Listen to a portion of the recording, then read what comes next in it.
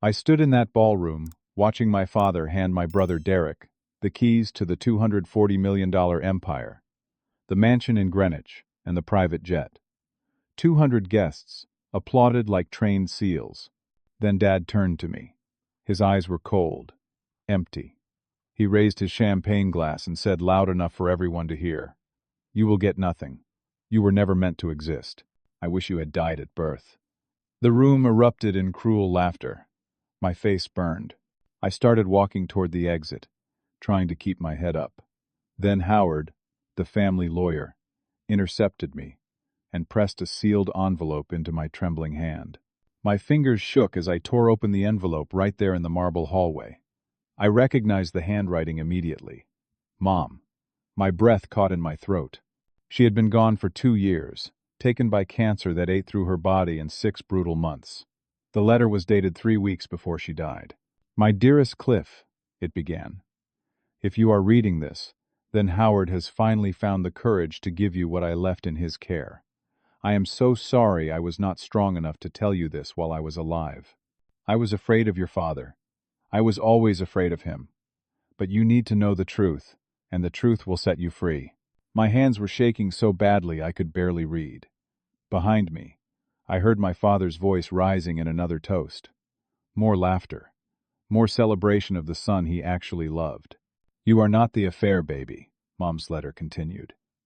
"Everyone believes you are, but it is a lie. Your father told that story to justify his hatred of you. But the truth is the opposite of what everyone thinks. Derek is the affair child. Your father had a relationship with his secretary, Margaret Hollis, 36 years ago. She gave birth to Derek. I discovered this 15 years ago when I found photographs and letters your father had hidden in his office safe. I confronted him, and he threatened to destroy me if I ever told anyone. He said he would take everything, leave me with nothing, and make sure you suffered most of all." The words blurred. I had to lean against the wall to keep from falling. 32 years of my life had been built on a lie. 32 years of being treated like a mistake, like something shameful that needed to be hidden away. "I kept silent to protect you," the letter went on. "But I did not stay idle. I gathered evidence. DNA tests from Derek's medical records that I obtained through a friend at his pediatrician's office. I compared them with your father's DNA from a blood test he had 5 years ago. There is no match. Derek shares no genetic material with Richard. I have photographs of your father with Margaret dating back 36 years. I have recorded conversations. I have financial records showing payments to Margaret over decades. All of this is in safety deposit box number 479 at First National Bank downtown. The key is taped to the back of this letter." I flipped the envelope over. Sure enough, a small silver key was secured with clear tape. "Cliff, you are my son in every way that matters," Mom wrote. "You are kind where your father is cruel. You are honest where he is deceitful. You build things with your hands, just like my father did. He was a carpenter, and I loved watching him create beautiful things from raw wood. You have his spirit.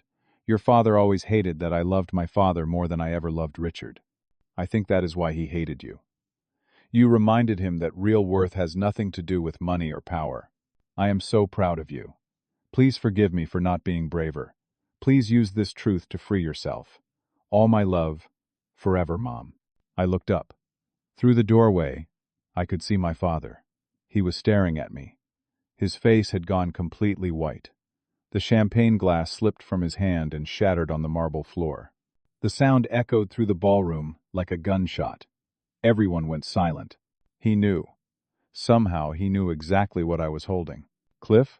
Amanda's voice came from beside me. She had followed me out. My girlfriend of 3 years touched my arm gently. "What is it? What's wrong?" I could not speak. I just handed her the letter. She read it quickly, her eyes growing wider with each line. When she finished, she looked up at me with tears streaming down her face. "Oh my God," she whispered. "Cliff. Oh my God." Through the doorway, my father was moving toward us now. His face was no longer white. It was red, twisted with rage. Derek followed behind him, confused but already defensive. That was always Derek's way. He defended Dad before he even knew what he was defending. Martin appeared in the doorway, too. Dad's business partner of 30 years. Martin looked uncomfortable, his weathered face creased with concern. Martin had always been kind to me. When I was 16 and needed a summer job, Martin got me work in the company warehouse. I spent 3 summers there, learning how to operate forklifts and manage inventory, while Derek partied on beaches in France and Spain. "Give me that," Dad said. His voice was low, dangerous. "Give me that letter right now." "No," I said. My voice surprised me. It was steady, calm. "This is mine. Mom left it for me." "Your mother was sick," Dad said. "She was confused. The cancer was in her brain at the end. Whatever she wrote, it doesn't mean anything." "The cancer was in her lungs," I said quietly. "Never her brain. You know that. Everyone knows that." Her mind was clear until the last day. Dad's jaw clenched. Around us, guests were starting to crowd into the hallway. Someone had their phone out, recording. In our world, in the world of Connecticut real estate dynasties and old money families, this was better than any reality show. "What's going on?" Derek demanded. He was 35 but looked younger. He had never worked a real day in his life, and it showed in the softness of his hands, the smoothness of his face. "What's that letter say?" "It says you are not his son," I said, looking at Derek. "It says Mom has proof. DNA tests, photographs, recorded conversations. It is all waiting at the bank." Derek laughed. It was a cruel sound, just like Dad's laugh. "You are insane. You have always been jealous. You have always been the affair baby, the embarrassment. Now you are making up stories." "I am going to the bank Monday morning," I said. "First thing. I am going to get everything Mom left for me, and then everyone is going to know the truth." Dad stepped closer. His breath smelled like expensive scotch and rage. "If you do that," he said quietly, "I will destroy you. I will make sure you never work in this city again. I will make sure Amanda's family business goes bankrupt. I will take everything you love and burn it to ash. Do you understand me?" For 32 years, that threat would have worked. For 32 years, I had been afraid of this man. But something had changed. Maybe it was Mom's words, her courage reaching out from beyond death. Maybe it was just that I had nothing left to lose. "Try it," I said, "because the truth is coming out whether you like it or not." I took Amanda's hand and walked past him, past Derek, past Martin, past all the guests with their phones and their shocked faces. We walked out of that ballroom and into the cool Connecticut night. My heart was pounding so hard I thought it might break through my chest, but my head was clear for the first time in years. Behind us, I heard glass breaking. More shouting. The party was over. Monday morning came with cold rain that hammered against the windows of First National Bank. Amanda and I sat in a private room while the bank manager retrieved the safety deposit box. My hands were still shaking. I had barely slept all weekend. Every time I closed my eyes, I saw Dad's face, twisted with rage, and something else. Fear, maybe, or guilt. The bank manager returned with a long metal box and set it on the table between us. She left quietly, closing the door behind her. For a moment, Amanda and I just stared at it. "Are you ready?" she asked softly. I nodded and lifted the lid. Inside were manila folders, photographs, USB drives, and sealed envelopes. I started with the folder labeled DNA Evidence. Mom's handwriting covered pages of notes. She had been meticulous, documenting everything with dates and sources. There were photocopies of medical records from Derek's pediatrician visits when he was 7, 12, and 15 years old. Blood type information, genetic markers. Mom had somehow obtained samples and had them tested against Dad's DNA from a routine physical exam 5 years ago. The results were definitive. Derek shared no genetic material with Richard. 0 paternity probability. The report was notarized and signed by a certified lab technician. "This is real," Amanda breathed, reading over my shoulder. "This is actually real." I opened the next folder. Photographs spilled out onto the table. Dad with a woman I didn't recognize. She was younger in these pictures, maybe in her early 30s, with dark hair and sharp features. They were sitting in restaurants, walking through parks, standing on a beach somewhere tropical. The dates on the backs of the photos went back 36 years. That must be Margaret, Amanda said. Derek's real mother. There were more photos. Margaret holding a newborn baby. Margaret with a toddler who had Dad's eyes and nose. Margaret at Derek's elementary school graduation. Dad was in some of these photos, standing apart, looking uncomfortable. In others, he wasn't there at all. The third folder was marked Financial Records. I opened it and felt my stomach drop. These weren't just records of payments to Margaret. These were company financial statements, tax returns, audit reports, and they were all marked with Mom's notes in red ink. Discrepancy here. 2.3 million unaccounted for. Offshore account. Cayman Islands. Opened April 1998. Wire transfers to shell companies. No legitimate business purpose. Fraudulent expense reports. Estimated $700,000 annually. I spread the documents across the table. Amanda, who worked as a financial analyst, started reading them carefully. Her face went pale. "Cliff," she said slowly, "your father has been embezzling from his own company for decades. He has been hiding money in offshore accounts and using shell companies to funnel cash out of the business. The company's books show $240 million in assets, but most of that is inflated real estate values and phantom investments. The actual liquid assets are maybe $20 million, and most of that is tied up in loans and liens. So the empire Derek just inherited," I said slowly, "is basically worthless." "Worse than worthless," Amanda said. "If these records are accurate, the company is probably insolvent. It is being kept alive through creative accounting and fraud. When this comes out, the whole thing is going to collapse." I found another folder. This one was labeled Martin. My hands went cold as I opened it. Inside were more of Mom's notes and copies of internal company documents. She had been tracking Dad's fraud scheme in detail, and it all pointed to one terrifying conclusion. If the fraud was ever discovered, Dad had structured everything to make it look like Martin was responsible.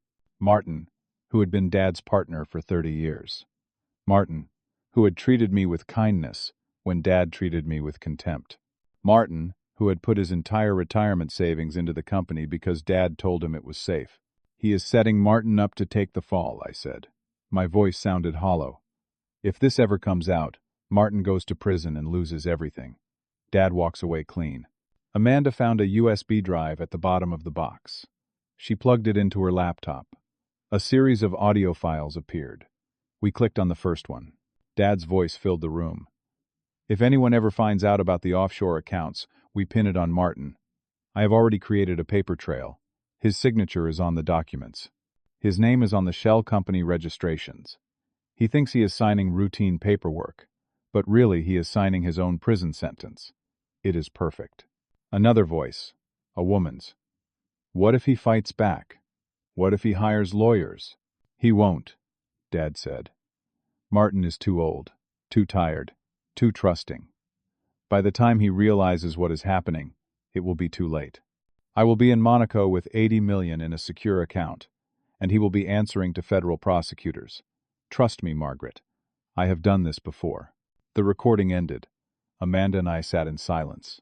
The rain continued to hammer against the windows.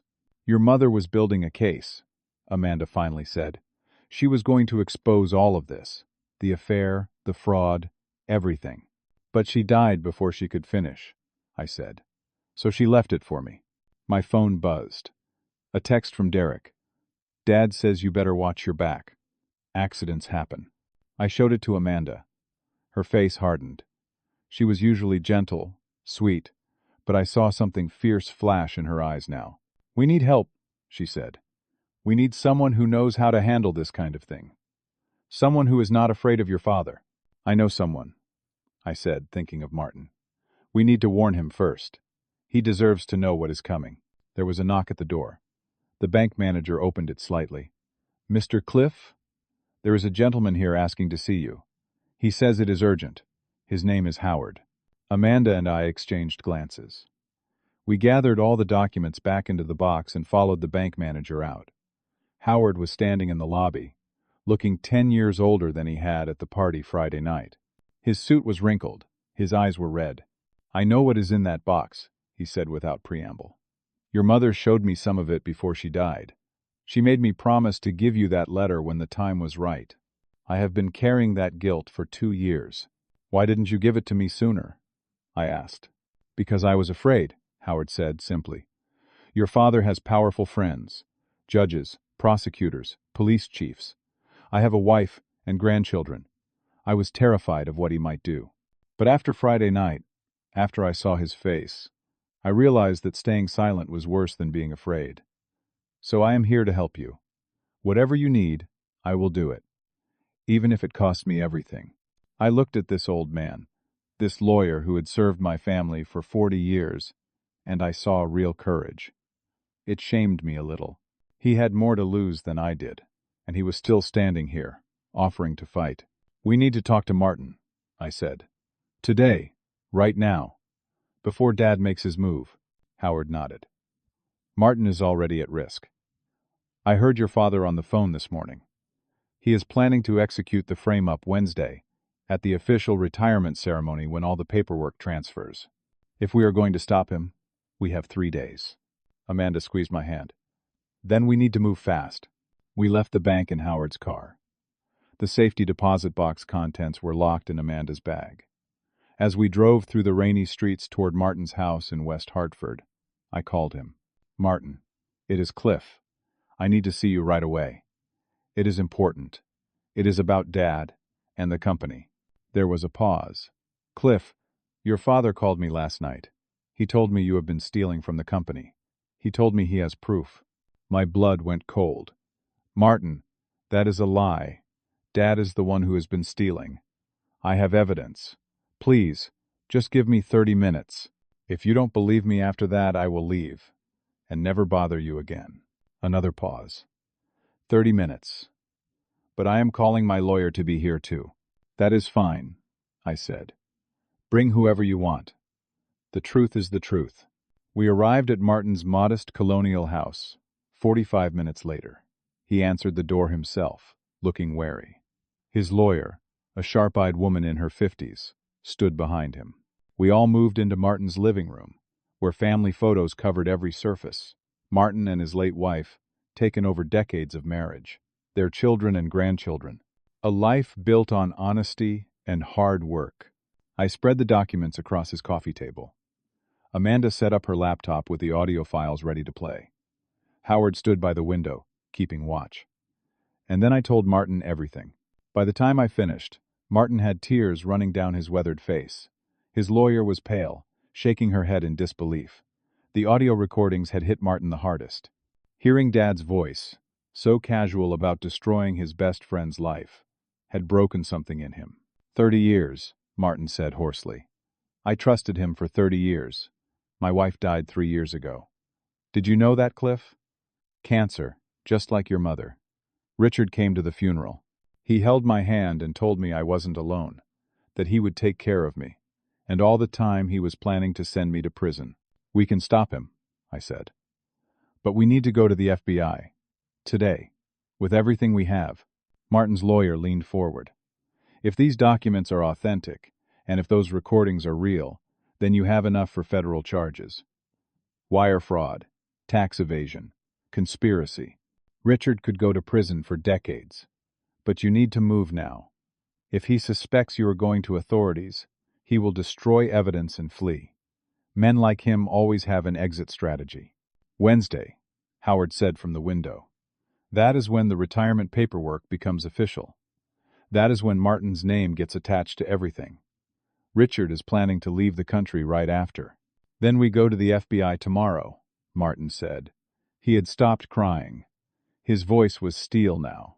First thing Tuesday morning. All of us together. And we bring everything. Amanda's phone buzzed. She looked at the screen and her face went white. Cliff, you need to see this. She turned the phone toward me. It was a news alert. Local business heir accused of embezzlement. Police issue warrant. My photograph was attached. The article said I had stolen over $5 million from my father's company, using fraudulent wire transfers. An anonymous source had provided documents showing my name on offshore accounts. Police were searching for me. He didn't wait until Wednesday, Howard said quietly. He is moving now. Right now. My phone started ringing. Unknown number. I answered it.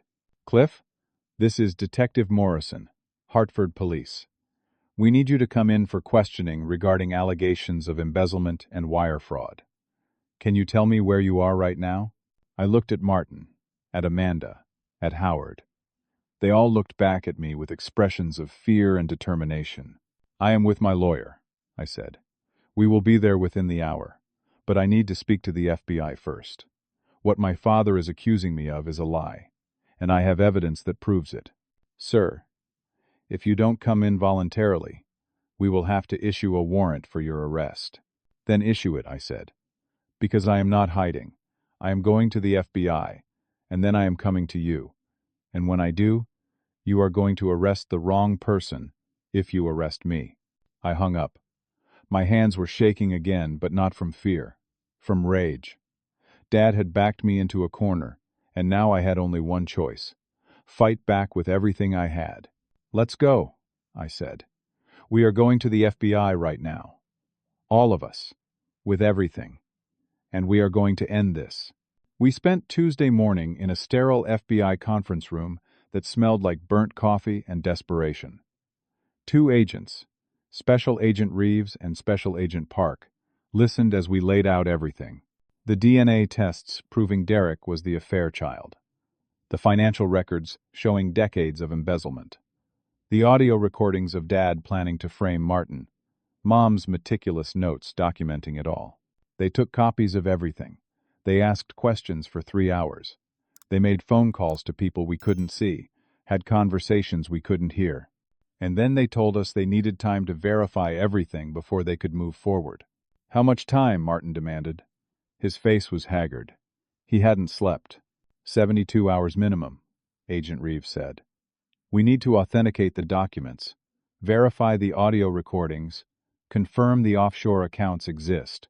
If we move too fast, and something is wrong, your father's lawyers will tear this apart in court. He is leaving the country in 24 hours, I said. Wednesday is when the retirement ceremony happens. Wednesday is when Martin's name officially goes on all the fraudulent documents. We don't have 72 hours. Agent Park leaned forward. She was younger, harder. Then you should have come to us months ago. We can't build a federal case overnight just because you suddenly decided to play hero. The words stung because they were true. I should have acted faster, but I had been paralyzed by fear, by years of conditioning that told me Dad was untouchable. We left the FBI office with nothing but promises that they would work as quickly as possible. Martin's lawyer filed a motion to delay the retirement ceremony, but Dad's lawyers blocked it within 2 hours. The ceremony would proceed as scheduled Wednesday morning. I went back to my apartment with Amanda. We ordered food we didn't eat and watched the news coverage of my alleged crimes. Dad had gone to every media outlet in Connecticut.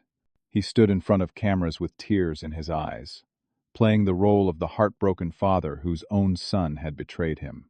I gave Cliff every opportunity, he said on Channel 8 News. I paid for his education. I offered him positions in the company that he refused. And this is how he repays me. By stealing millions of dollars and trying to destroy everything our family built. Derek appeared next to him, equally somber. My brother has always been troubled. We tried to help him, but he pushed us away. Now he is making up stories about our family to cover his crimes. It is sad. It is really sad. Amanda threw a pillow at the television. They are good, she said bitterly. They are really good liars. My phone rang. Unknown number again. I almost didn't answer, but something made me. Cliff? An older voice, rough like sandpaper. My name is Frank Delgado. You don't know me, but I know your father. I served 8 years in prison for embezzlement from his company. Except I didn't do it. Your father framed me just like he is trying to frame you. I saw the news. I can help you. I put the phone on speaker so Amanda could hear. How can you help? I kept records, Frank said. Everything from my case. I always knew I was innocent. And I always knew Richard was the one who stole that money. But I couldn't prove it. My public defender was useless, and I couldn't afford a real lawyer. So I went to prison. But I kept every document, every piece of evidence, everything. And when I saw what he is doing to you, I knew I had to reach out. Your father uses the same playbook every time. The same shell companies, the same offshore banks, even the same fake signatures. If we can show the pattern, we can prove he has done this before. Where are you? I asked. New Haven. I can be in Hartford in an hour. But Cliff, you need to know something. Your father has friends in the police department. Real friends. That is why I never got a fair shake. If they arrest you, bad things can happen in holding cells. You understand what I am saying? I understood. Perfectly. Amanda found the number for Sarah Brennan, an investigative journalist with the Hartford Courant who had been trying to expose corporate corruption for years. She answered on the first ring. I was hoping you would call, Sarah said. I have been following your story. Something doesn't smell right. Your father has too much money and too many friends for this to be simple. What can you tell me? I told her everything, including about Frank and the pattern of frame-ups. Sarah was silent for a long moment. If I can verify even half of this, it is the biggest story I have ever touched. But I need proof. Real proof. Documents, recordings, witnesses, and I need it fast. Can you get me everything by tonight? Yes, I said. Come to Martin's house at 8. We will have everything ready for you. Wednesday morning arrived too fast and too slow at the same time. I hadn't slept. None of us had. Frank had arrived the night before with boxes of documents from his case. Sarah had worked through the night, fact-checking everything, making calls to sources, building her story. Howard had been on the phone with lawyers and FBI agents, trying to stop what was coming. But we were too late. At 9 in the morning, police cars surrounded Martin's house. Detective Morrison stood on the front lawn with a warrant for my arrest. Cameras from every local news station filmed everything. Neighbors stood on their porches, watching. Martin tried to explain to the detective that this was all a setup, that the real criminal was Richard, but Morrison wasn't listening. Mr. Cliff, you need to come with us now, Morrison said. Don't make this harder than it needs to be. I have evidence, I said. Evidence that proves my father is the one who committed these crimes. The FBI has everything. Call Agent Reeves. Call Agent Park. They will tell you. We are not the FBI, Morrison said. We have a warrant issued by a judge based on evidence provided by your father's company. You can explain everything downtown. They put handcuffs on me in front of everyone. Amanda was crying. Martin looked like he might have a heart attack. Howard was shouting at Morrison about due process and illegal searches. And Derek was there too, filming everything on his phone with a smile on his face. Got you, Derek said as they put me in the back of the police car. Dad always wins, little brother. Always. The police station holding cell smelled like urine and defeat. They put me in there with 3 other men, all of whom looked at me with expressions ranging from curiosity to hostility. I sat in the corner and put my head in my hands. 2 hours later, someone new was brought in. An older man, maybe 60, with gray hair and hard eyes. He sat down next to me. You are Richard's kid, he said. It wasn't a question. The one he is trying to destroy. How did you know? Because I have been exactly where you are. 20 years ago, I was Richard's warehouse manager. I found out he was skimming inventory and selling it on the side. I confronted him, and a week later I was arrested for theft.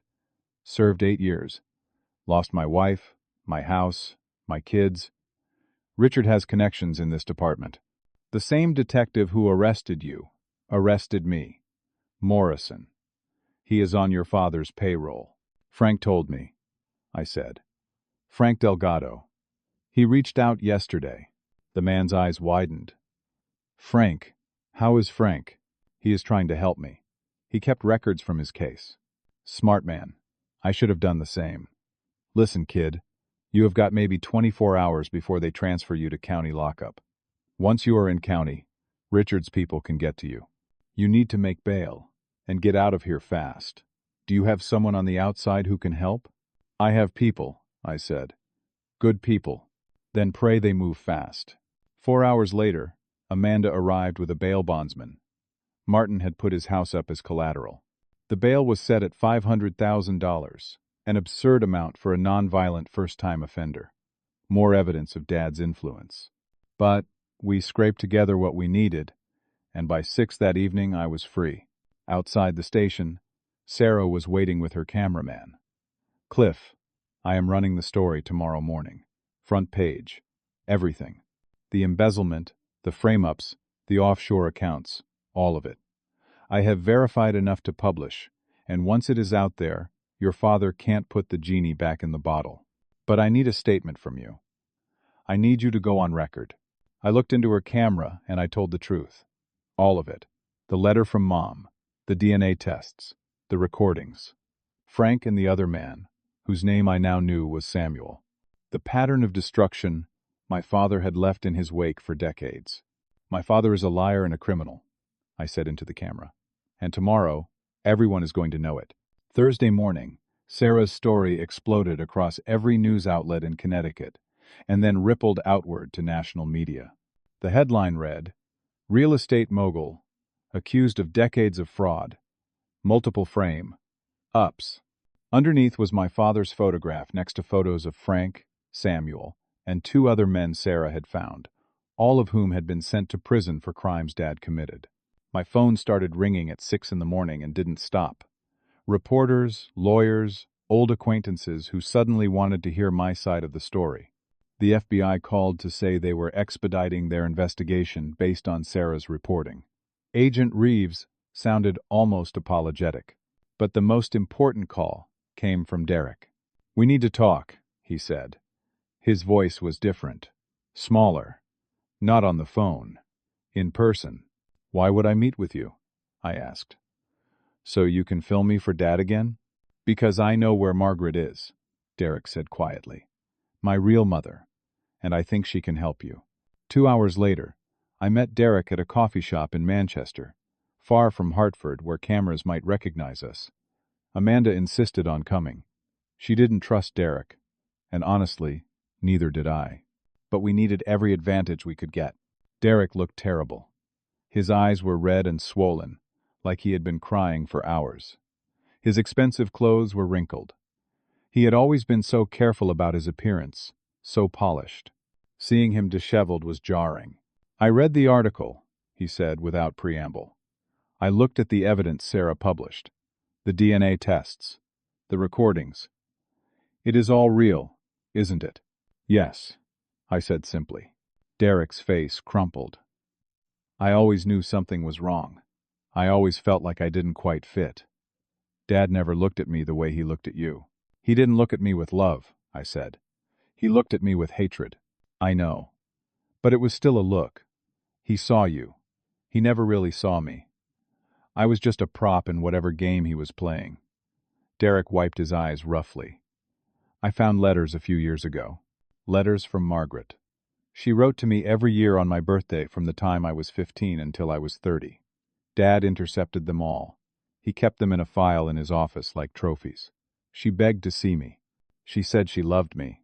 She said she never wanted to give me up. He paid her to disappear, and when I got old enough to ask questions, he brought me to live with him and erased her from my life completely." Amanda reached across the table and touched Derek's hand. It was a gesture of compassion I wouldn't have been capable of in that moment. "Where is she now?" Amanda asked gently. "Oregon, a nursing home in Portland. She is 68 and has early dementia. Dad has been paying the home to keep her there, and to keep her quiet. I found the payment records yesterday when I went through his office files. He is planning to run, Cliff. He has $80 million in cash ready to go. Friday morning he is getting on a private plane to Monaco. He has a villa there, and accounts that the FBI won't be able to touch." "How do you know all this?" "Because he told me. He wants me to come with him. He says we can start over somewhere new, that I will learn to run the business his way. He still thinks I am on his side." Derek looked at me with something that might have been hope or might have been desperation. "But I am not on his side. Not anymore. I don't want his money. I don't want his lies. I just want to know who I really am." "You are my brother," I said. The words surprised me as much as they surprised him. No matter whose DNA we have, we grew up in the same house. That has to count for something. Derek actually smiled. It was small and sad, But it was real. I don't deserve your kindness. Probably not, I agreed. But I am giving it anyway. Now, how do we get to Margaret? We drove to Oregon that same day. All of us.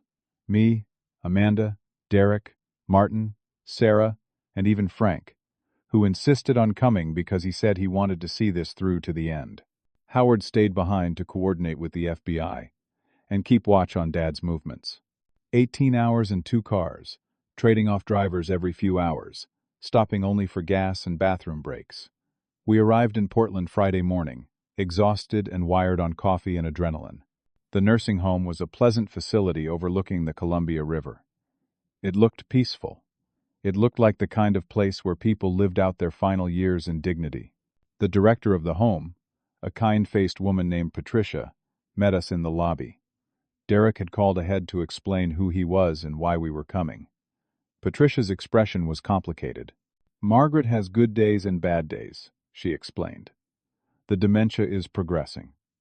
Some days, she thinks she is 30 years old, and Derek is still a baby.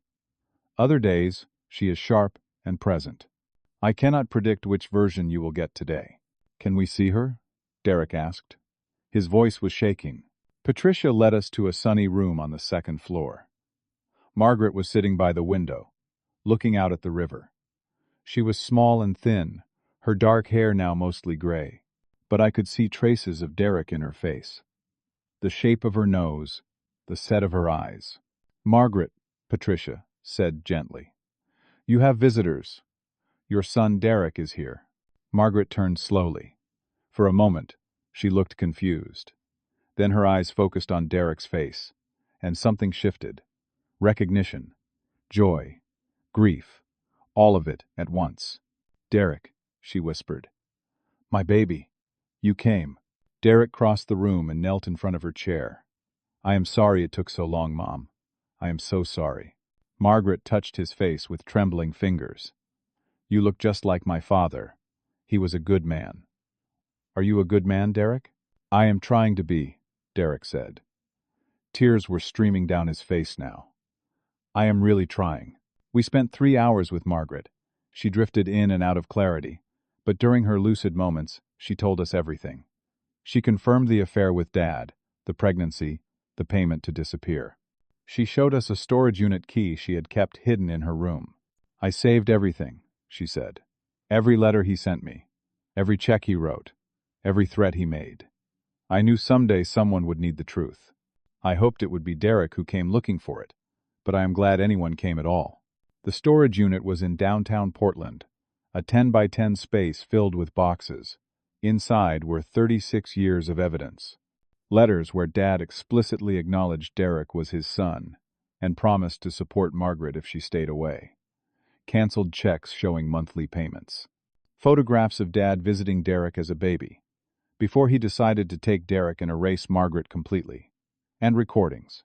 Margaret had recorded phone conversations with Dad over the years, keeping her own insurance policy in case he tried to cut her off or harm her. Sarah was documenting everything with her camera. Frank and Martin were cataloging the boxes, creating an inventory. Amanda held my hand, and Derek sat on the storage unit floor, with his head in his hands, overwhelmed by the weight of his own history. This is enough, Martin said finally. This is more than enough to put Richard in prison for the rest of his life. The FBI can't ignore this. My phone rang. Howard. Cliff, you need to get back here. Now. Richard is at the house. Your house. He broke in, and he is destroying everything. Amanda's things, your files, everything, and he has a gun. The police are on their way, but I am afraid of what he might do before they get there. We are 18 hours away, I said. We can't get there in time. I am going over there, Howard said. I can't let him destroy what is left of your life. I owe you that much. Howard, don't. He is dangerous. But Howard had already hung up. I tried calling back. No answer. I called the Hartford police. They said units were en route to my address but couldn't give me more information. Derek stood up. We need to fly back. Now. I still have access to Dad's accounts. I can charter a plane. We can be back in Hartford in 4 hours. Why would you do that? I asked. Because Howard is trying to protect you, and if something happens to him, it is on all of us. And because I am done letting Dad hurt people, I am done being afraid of him. We left the storage unit contents with Patricia, who promised to have everything shipped to the FBI field office in Hartford. Then we raced to the airport. Derek made calls, using his name and Dad's credit card to arrange a charter flight. 4 hours later, we were landing in Hartford. As the sun was setting, Howard's car was in my driveway. So was Dad's Mercedes. No police cars. We had beaten them here somehow, probably because Derek's charter flight was faster than any commercial option. We could see lights on inside my apartment through the windows. I am going in, I said. Not alone, Derek said. We go together. Amanda wanted to come too, but I convinced her to wait in the car with Martin and Frank. If something goes wrong, I told her, you call the police and you don't come inside. Promise me, she promised, though I could see in her eyes she hated it. Derek and I approached the front door. It was hanging open, the lock broken. Inside, my apartment was destroyed. Furniture overturned, books thrown from shelves, pictures smashed. We could hear voices from the bedroom. Howard's voice strained. Richard, put the gun down. This is insane. Dad's voice. Cold. You betrayed me. After 40 years. You betrayed me for my worthless son. He is not worthless, Howard said. He is a better man than you or I will ever be. And you know it. That is why you hate him so much. Derek and I moved quietly down the hallway toward the bedroom. The door was partially open. Through the crack, I could see Howard standing with his hands raised. Dad was pointing a gun at him. It looked like a 9mm, the kind Dad kept in his office safe. Where is the evidence? Dad demanded. Where are the recordings, the documents, all of it? Tell me where Cliff hid it, or I swear to God. Howard, I will end you right here. It is with the FBI, Howard said. It is with journalists. It is in safety deposit boxes and storage units. You can't destroy it all, Richard. It is over. Accept it, and turn yourself in before you make this worse. Nothing is over until I say it is over, Dad snarled. I built an empire from nothing. I will not let some ungrateful child destroy it. You didn't build anything, I said, stepping into the doorway. You stole it, you cheated, you destroyed good people to cover your crimes. That is not building. That is just tearing down. Dad spun toward me, the gun tracking with his movement. For a second, I thought he might actually shoot. His finger was on the trigger, his face twisted with rage. But then he saw Derek behind me. Derek, Dad said. His voice changed, became almost pleading. Derek, you understand. You know what I did was necessary. The world is full of wolves. You have to be willing to do whatever it takes to survive, to win. I taught you that. No, Derek said quietly. You taught me to lie. You taught me to hurt people. You taught me that love is just another transaction. But Cliff taught me something different. He taught me that you can lose everything and still have dignity. He taught me that being a good man is more important than being a powerful one. Derek, they have poisoned your mind, Dad said. Come with me. Right now. We can still get to the plane. We can start over. Just you and me. The way it should have been from the beginning.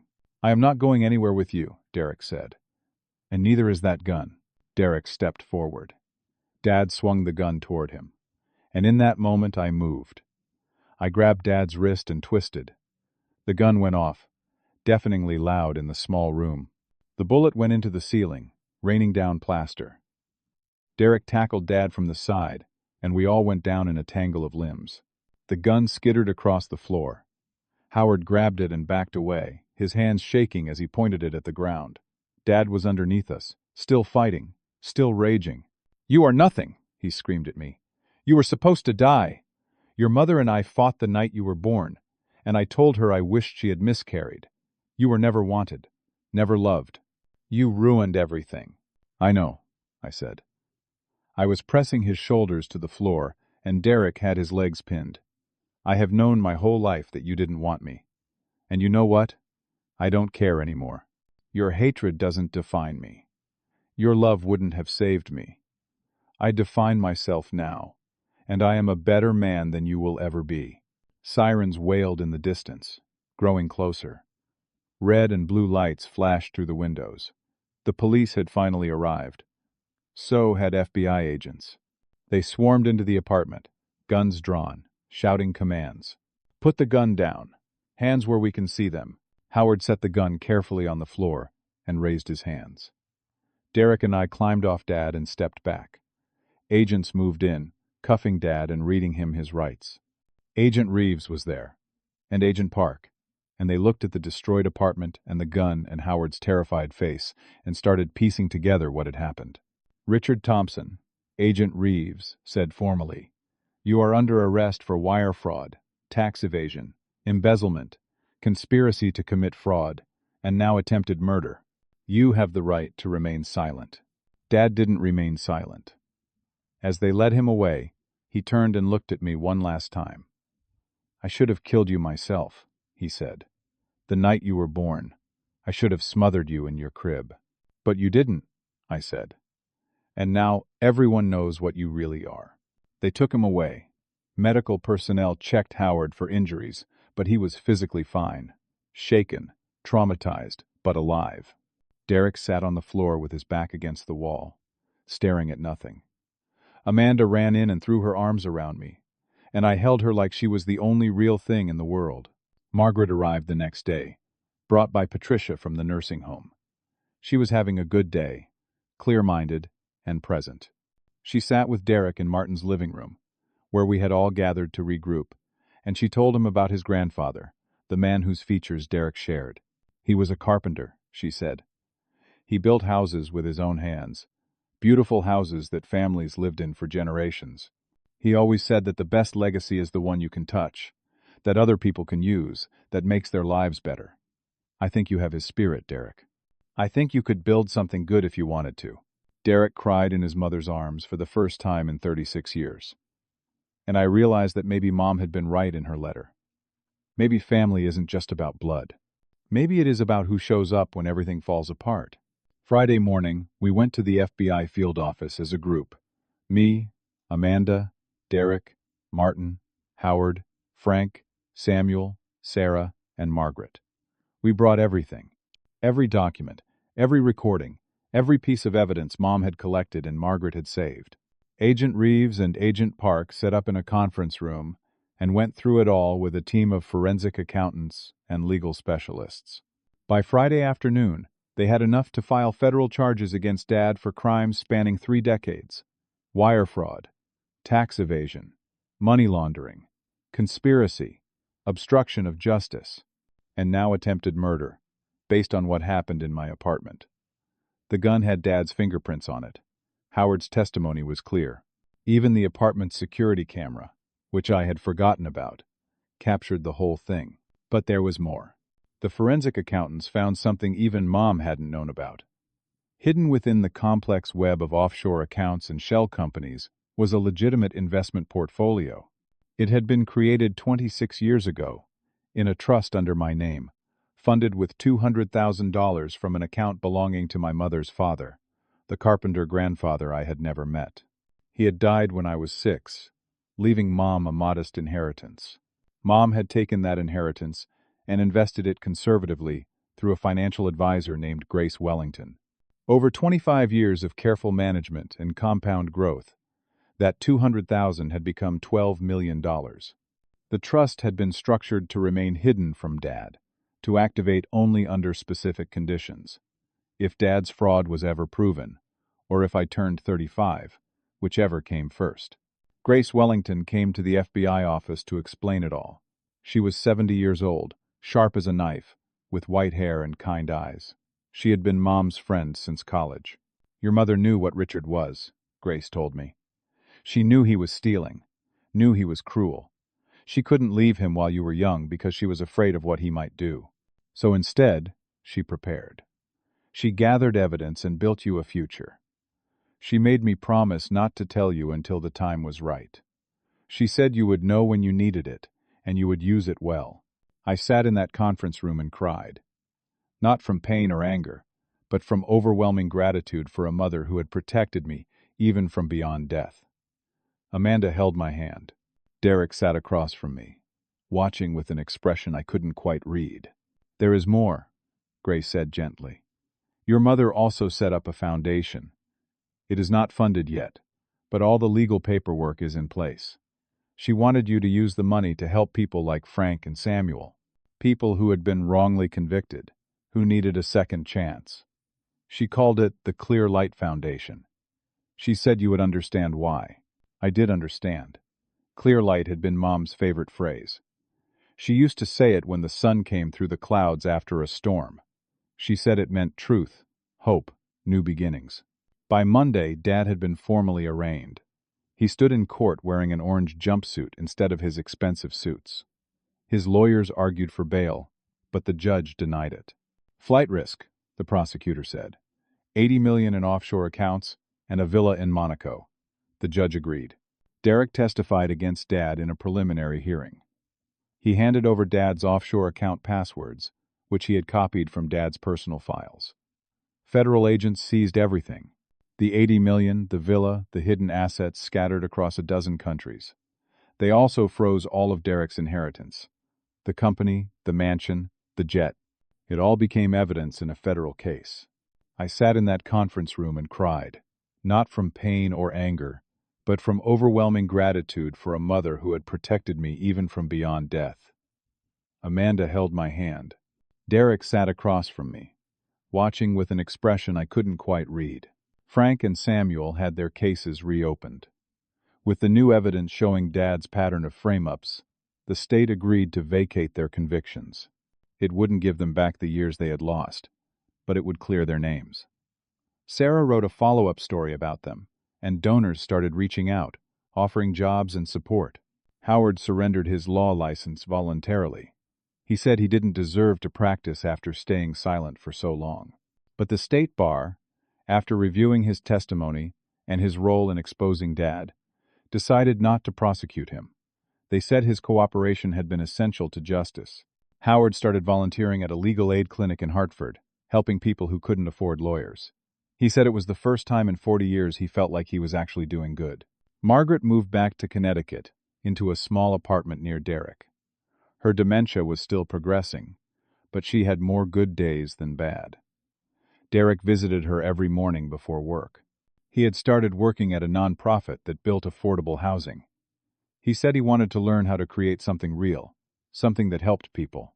It was slow work, and he wasn't very good at it yet, but he showed up every day. Amanda and I used some of the $12 million to pay off Martin's mortgage, the one he had put up as collateral for my bail. We bought a modest house in West Hartford, nothing fancy, with a big backyard and good neighbors. We got engaged on the anniversary of the day Mom died. It felt right somehow, like she was there with us. 3 months after Dad's arrest, I started the Clear Light Foundation officially. We helped 15 formerly incarcerated people that first year.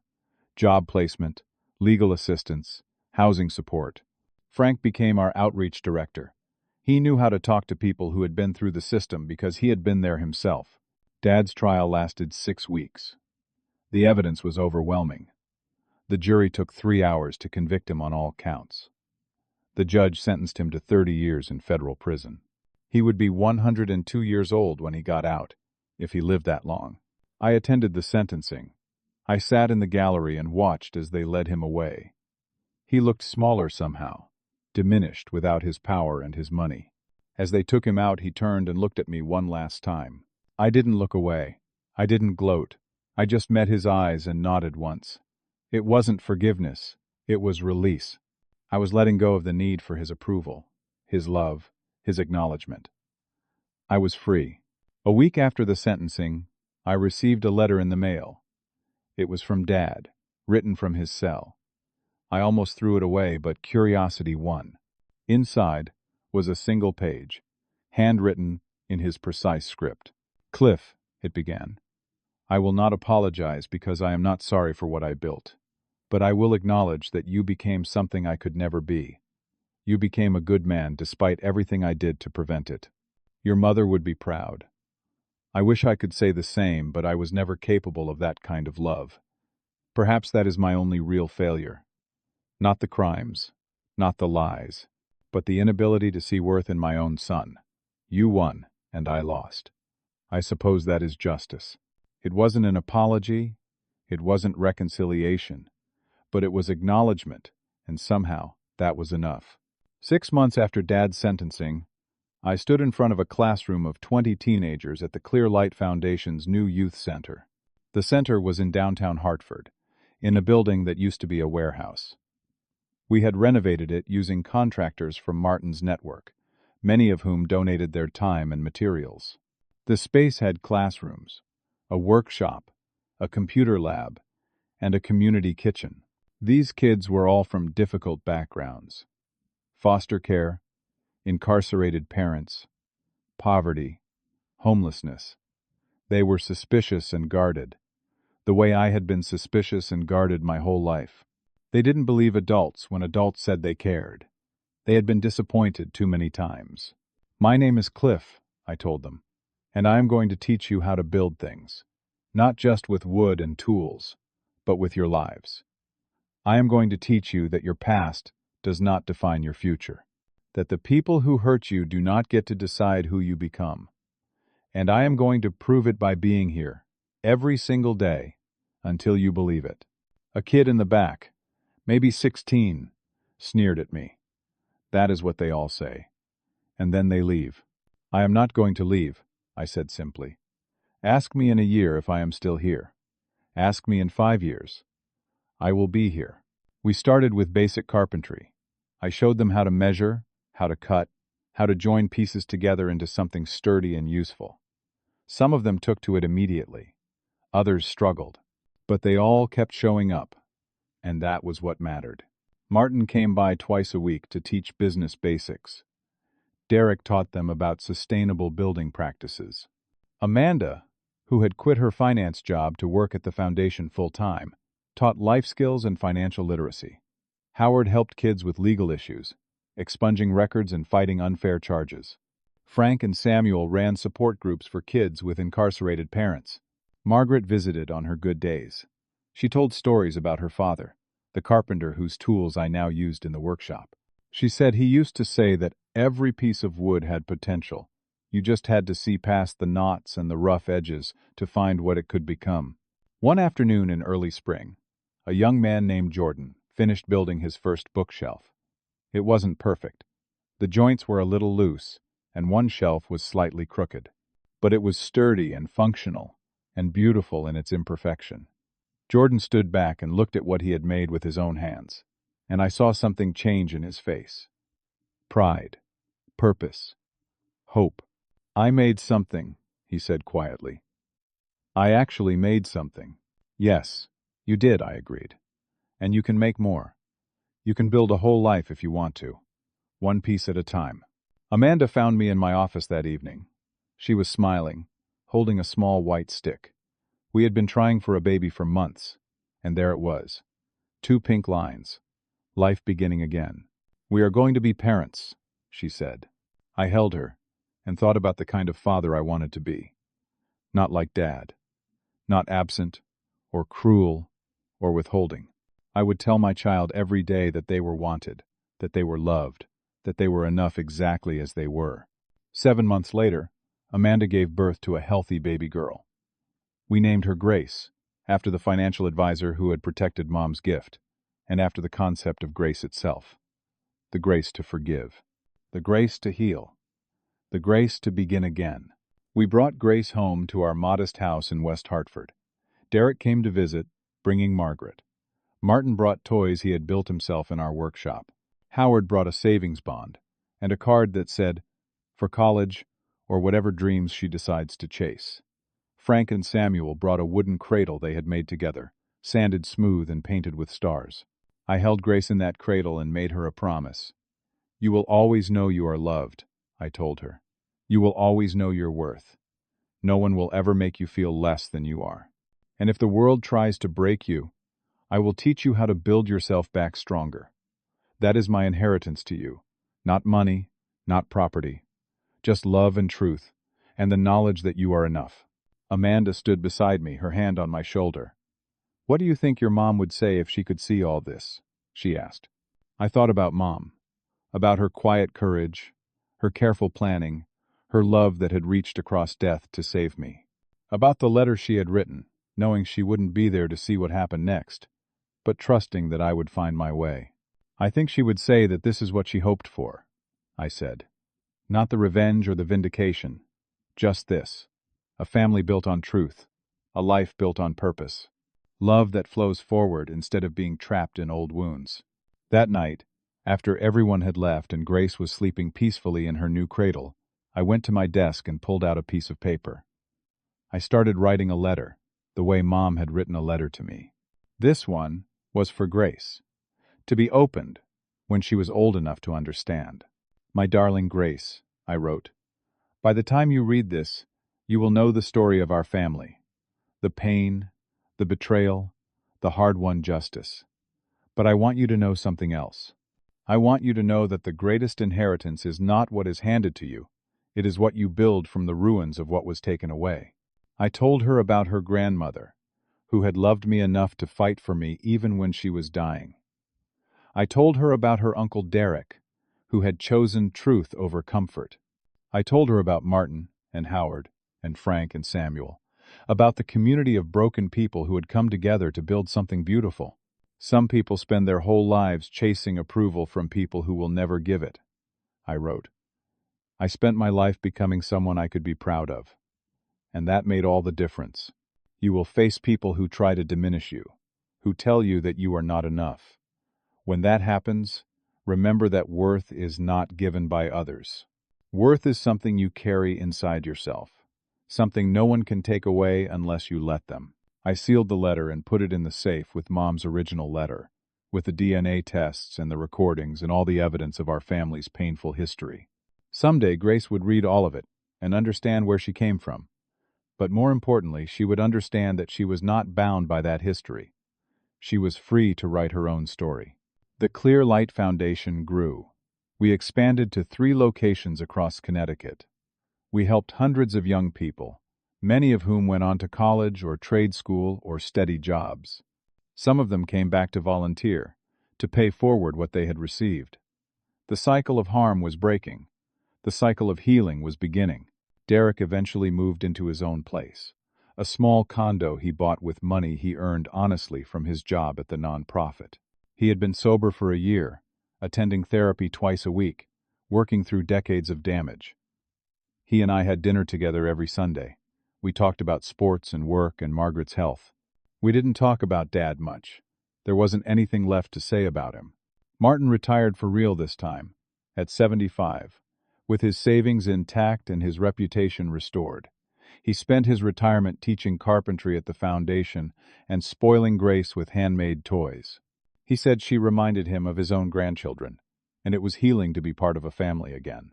One Sunday afternoon, almost 2 years after Dad's sentencing, I drove to the cemetery where Mom was buried. I hadn't been back since the day we buried her. I had been too angry, too hurt, too lost. But now I was ready. Her headstone was simple gray granite with her name, her dates, and the words "Beloved Mother" carved below. I knelt in the grass beside it and put my hand on the cold stone. I did it, Mom, I said. I used what you gave me. I built something good. I became the man you believed I could be. And I am teaching Grace what you taught me.